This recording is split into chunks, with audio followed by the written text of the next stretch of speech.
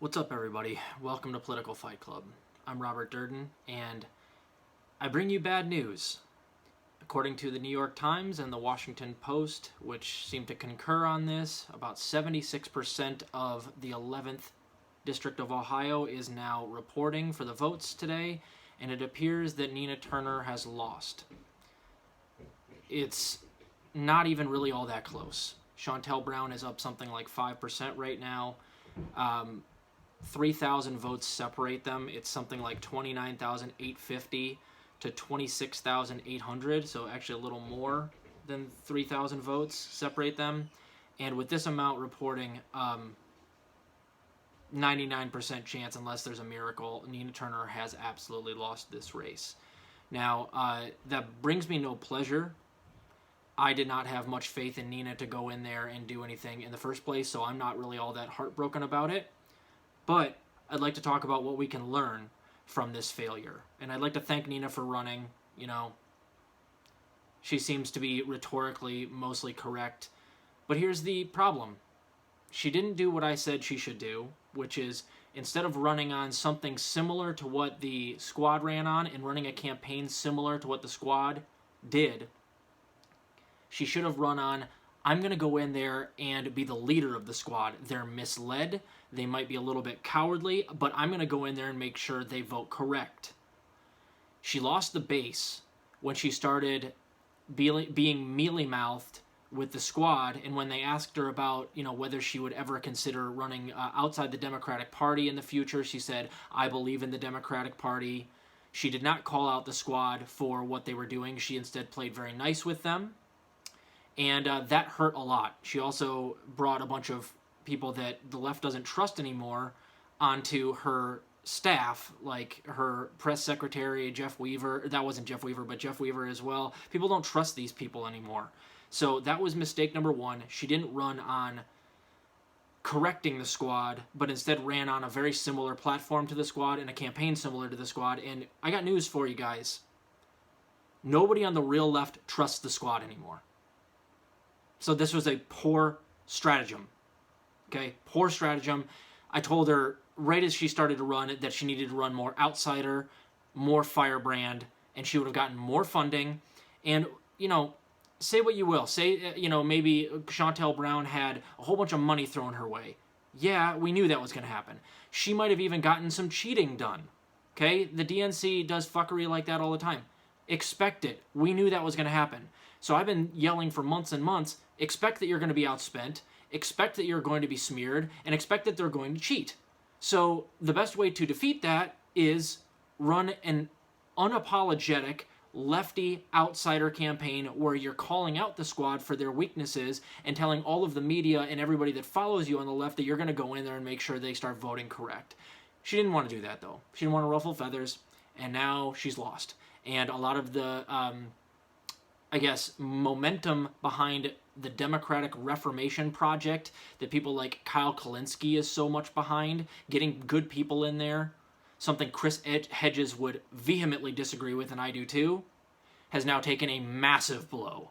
And Kyle might actually cry on his show tomorrow. A lot of what he hoped would happen good in the future was riding on the ridiculous idea that Nina was going to go in there and change everything.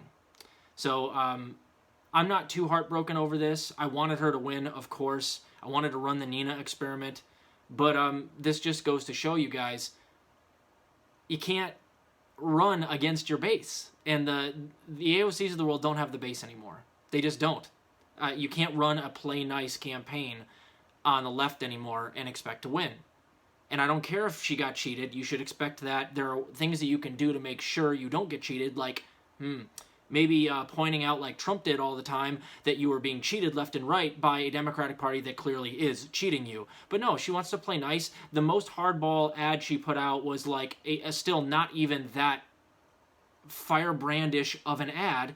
It was so weak that even David Dole thought it was good. That tells you how weak it is. When David Dole and Mike Figueredo and everybody are going, wow, these ads are really, really hitting hard, chances are you've put a nerfed out fucking ad out there, and you need to be going harder than that. Those guys are the litmus test for being just barely leftist. So it didn't. This does not surprise me at all. And I want to posit this to you guys. Remember this next time we want to run through the Democratic Party like this. Obama didn't even have to get involved. If Obama had gotten involved a week ago and endorsed Shontel Brown, Nina would have lost by 20 points. So, kind of sad news. The other thing I want to point out, the other grave misstep that may have put Nina over the edge winning, was she should have gone to the Medicare for All march. She should have gotten AOC to go with her. All of the squad should have been there. Get a bunch of photos taken, get a rally going, do an actual protest or an actual march, and maybe you get those extra 3,000 votes. But no, they didn't promote the Medicare for All march. They didn't talk about it, and they skipped it instead for having AOC go and do a rally instead on something else, or just for Nina's campaign. Nice job, guys. Hope that didn't cost you your the election and your career, Nina. Maybe you'll learn your lesson this time. And maybe you'll do what I think you should do, and what I've thought you should do this entire time, is just fuck the Democratic Party, run third party. And if you can, do what I say you should do, which is in 2024, run for the presidency as a Democrat and then break off as soon as you catch them cheating you again. I call this the spoiler initiative, the spoiler play.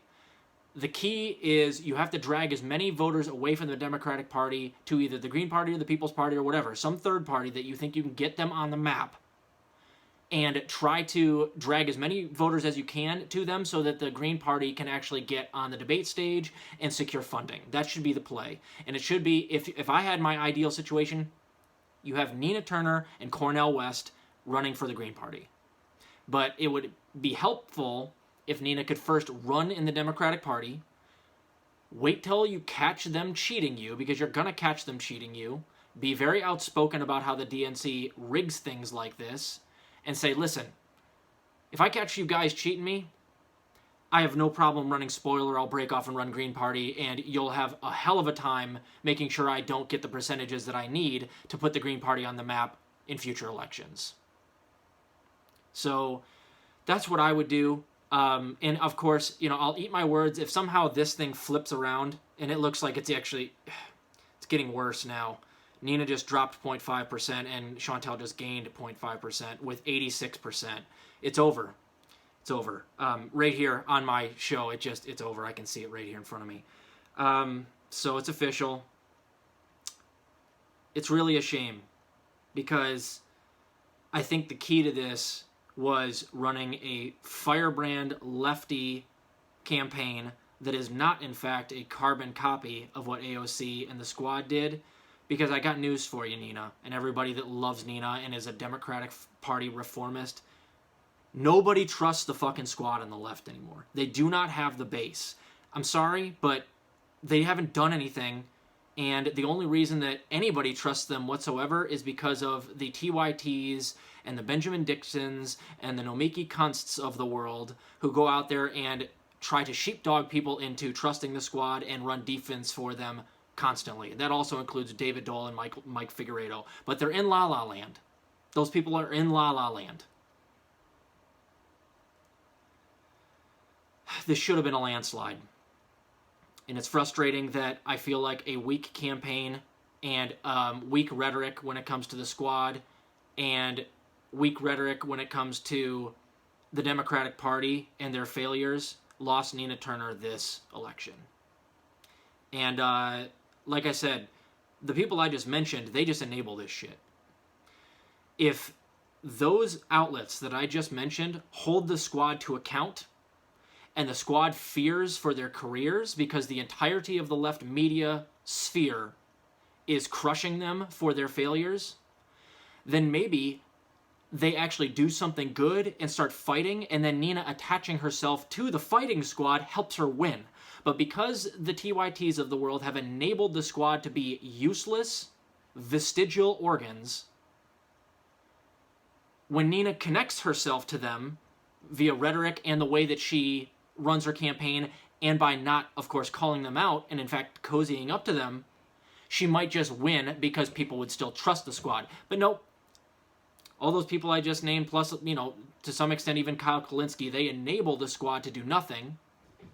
And therefore, when Nina Turner attaches herself to the squad, she loses to a corporate Democrat who's essentially Hillary Clinton in blackface. So very sad, very disappointing, but we can learn some things from this, and the main takeaway should be, next time there's a Medicare for All march, maybe you should show up, Nina. And next time you run for something, whether it's Senate or the presidency, maybe don't cozy up to the establishment, because it just cost you the election. Keep fighting the good fight out there, guys. I'll talk to you later.